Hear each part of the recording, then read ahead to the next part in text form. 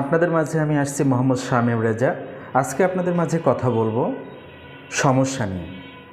আমরা প্রত্যেকটা মানুষের জীবনে সমস্যা আমাদের সাথে ওতপ্রোত জড়িত। সমস্যা ছাড়া আমরা পৃথিবীতে কোনো মানুষ নাই।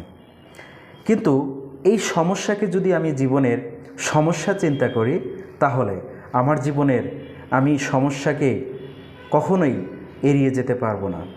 আমার জীবনের যে লক্ষ্য আছে, আমার জীবনের যে সাধনা আছে, আমি সেই জায়গায় কখনোই পৌঁছাতে পারবো না। স্বপ্ন আপনার জীবনে থাকবে। স্বপ্নকে যখন আপনি বুনন করতে যাবেন, তখন আপনার কাছে অসংখ্য সমস্যা আপনার কাছে হাজির হবে। আপনি যদি সমস্যাকে জীবনের সুযোগ চিন্তা করেন, তবেই তো আপনার জীবনের সফলতার দিকে এগিয়ে যেতে পারবেন।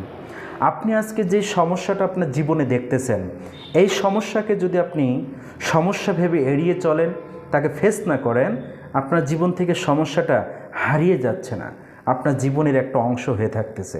হয়তোবা আপনি এড়িয়ে যাওয়ার কারণে কিছুটা পিছিয়ে আছে, কিন্তু একটা বয়সের বা একটা সময়ের পর ওই সমস্যা আপনার জীবনে আবার সামনে এসে হাজির হবে।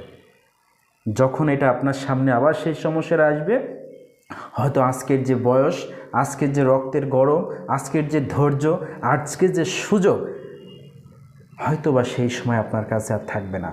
তখন আপনি সমস্যাকে আর সমাধান করতে পারবেন না। আপনার জীবনে এরকম অসংখ্য সমস্যা আপনি যদি এড়িয়ে চলেন, একটা সময়ের পর অসংখ্য সমস্যা আপনার জীবনকে জর্জরিত করবে। আপনি মানসিকভাবে ভেঙে পড়বেন। জীবনের আপনার যে স্বপ্নে আছে সেখানে তো যেতেই পারবেন না। আপনি মানসিকভাবে ভেঙে, শারীরিকভাবে ক্ষতিগ্রস্ত হয়ে আপনি একটা পিছিয়ে পড়া মানুষ হয়ে যাবেন। তো আপনি যদি জীবনের লক্ষ্যে পৌঁছাতে চান, অবশ্যই সমস্যাকে সবসময় সুযোগ ভাববেন।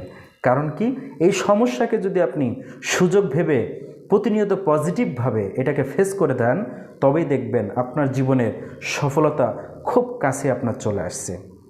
তাহলে আজকের থেকে আপনার সামনে যতই সমস্যা আসুক না কেন, অবশ্যই আপনি পজিটিভভাবে সেটাকে মোকাবেলা করবেন এবং সমাধান করার চেষ্টা করবেন। দেখবেন আপনার জীবনে অবশ্যই সফলতা আসবে। তবে প্রথম আপনার কাছে এই সমস্যাগুলো যখন ফেস করবেন, মানসিকভাবে, আর্থিকভাবে, শারীরিকভাবে হয়তো আপনাকে অনেক কষ্ট বা পীড়া দেবে, কিন্তু 1 মাস, 2 মাস, 3 মাস, 6 মাস পর আপনি এর একটা আলাদা স্বাদ খুঁজে পাবেন। যে সমস্যা আসলে সমাধান করলেও যে এর একটা স্বাদ আছে, এর একটা মানসিক শান্তি আছে, মনোবল আছে, সেটা আপনি বুঝতে পারবেন। তো আজকের মতো শেষ করতেছি। সবাইকে আসসালামু আলাইকুম।